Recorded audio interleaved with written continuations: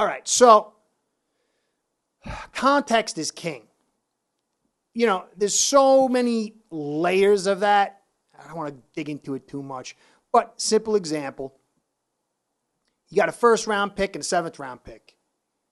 Expectations alter the ultimate evaluation. Not on the performance per se, but if you've got a seventh-round pick and they're playing average, that's a win.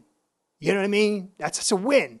But if you've got a top 5 pick, let's say, and he's playing average, that's not so much of a win. And things change depending on, what year of the contract, yada, yada, yada, what all situations are going on. So another bit of context is very important. There was a tweet or a post here on Bleacher Report by the smart guy. I don't know who this is. I guess he's smart.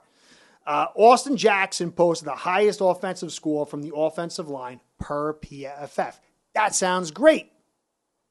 But the context is nobody played good on the offensive line. Hunt, he played pretty decent.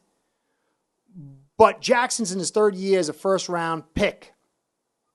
And what his final ultimate score was, I don't know. I'll let you go to tape, but to me, this wasn't very good tape. And he might have been the best of the worst. That still is not an award winner. Now, he might improve over the next week.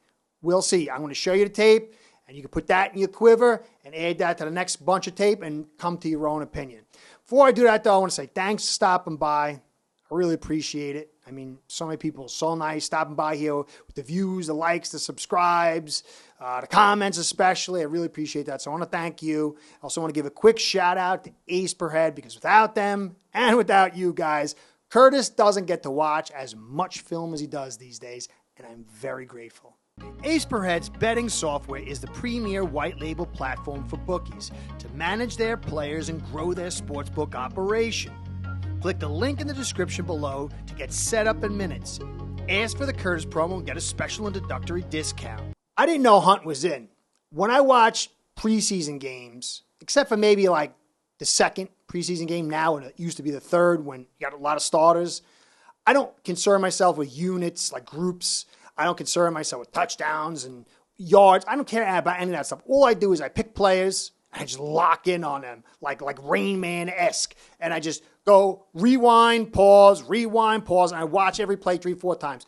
I didn't even know Hunt was in. I was reading some of the comments and Hunt was in. I'm like, really? I didn't know that. So I went back and watched the tape and I looked at Hunt. For some reason, I immediately thought it was Robert Jones.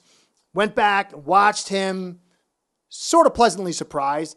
And, a little concerned too, because now we had 3 out of 5 of our starters, and that altered things a little bit. Some other mitigating factors for the positive and negative.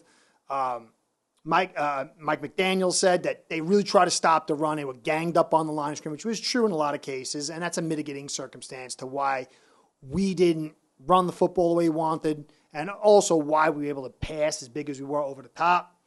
And then another side would be that if you go back and you look at these plays and you put Teron Armstead, my man, Teron, at left tackle, a lot of things would look differently. He puts a lot of nice makeup on this offensive line and changes things. And I think Connor too, to a degree, but nothing like my man Teron. So there's mitigating circumstances as far as the unit.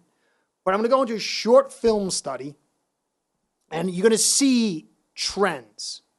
These trends kind of dated back. I've done film studies of 2020 with Hunt against the Bills in Week 17.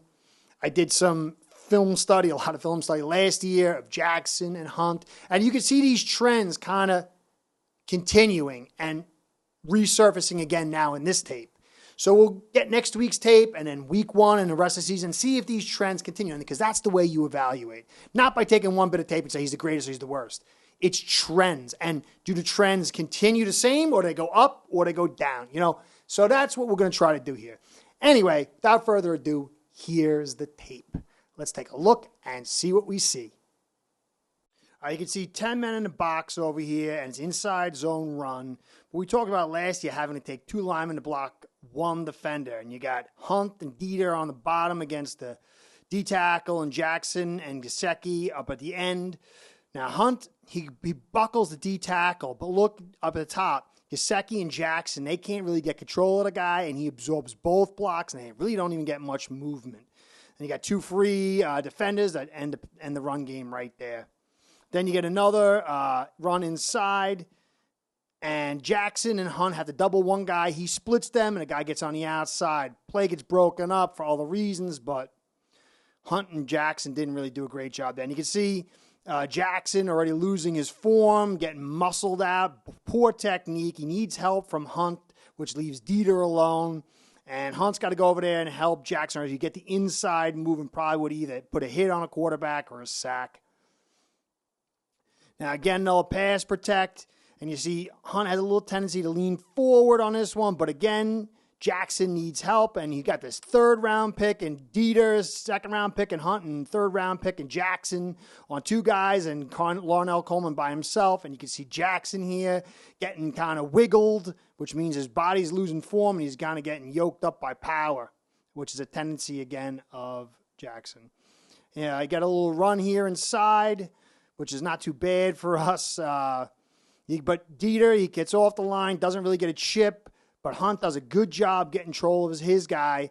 And in Jackson at the top, he's just got a shield, but he's shorter and heavier, so he's got better leverage and he's bigger. But Nelson, 6'7", 271, kind of gets control of him. You can see that wiggle again where he's just losing power and form. Not to blame him on anything, but this is a good play by Jackson on a screen play. Good heads-up play gets in there, but Dieter's on the floor. Larnell Coleman misses his block. The 2 guys that Dieter and Coleman were supposed to get in that play. And here's a pass protection, and it's a stunt, which Hunt has problems with, and this is why I don't like him. That tackle too much, but he gets inside, and he's not able to be quick enough and diagnose quick enough the inside attack, and then the guy spins on the outside, and he's not able to get him either, and the quarterback takes a blast. All right, so there wasn't a lot of plays, and the situations were very conducive for both Hunt and Jackson, but the trends that I wanted to focus on for Jackson, his foot technique, his base gets very unstable, and the wiggling of the body in many plays, you don't see that with other plays. It's a sign that the structure, the muscular structure is breaking down and it's not able to maintain stability. You've been broken, essentially, by the opposition. Now, in one play or 2 plays, it could be just an anomaly. But this is an ongoing thing. He did look a little better, and he was going against some quality competition. But again, you don't want your 18th overall pick and your 2nd pick to have to double up on the same guy. And you don't want your right tackle who's guarding your quarterback's blind side to continually need help, especially when you saw Dieter, the 3rd-round pick, Hunt, the 2nd-round pick, and Jackson, the 1st-round pick, all 3 of them taking 2 guys. Now, Teron Armstead is going to be able to take that one guy and not get beat like you saw Coleman get beat a couple of times, and that's going to help things out. But you're paying a big price in draft picks. Now, Connor now is going to have to probably swing that way too, because if Dieter's swinging that way, Connor's going to have to swing that way, and that's going to leave Eichenberg and Teron to themselves on the left. And now we have to focus on Eichenberg. Things can change on his right side where Connor can help to the left, maybe a little bit more. We'll see. But my next study will be Eichenberg and Dieter. You know my stance on Dieter, but just a confirmation for you guys. He is not the dude to play center or backup. Eichenberg, we'll take a look at his play and see how that turned out in the next film study or 2. Phillips first, and then we'll get to Eichenberg. But as far as Hunt goes, Hunt's pretty good. I don't like his awareness.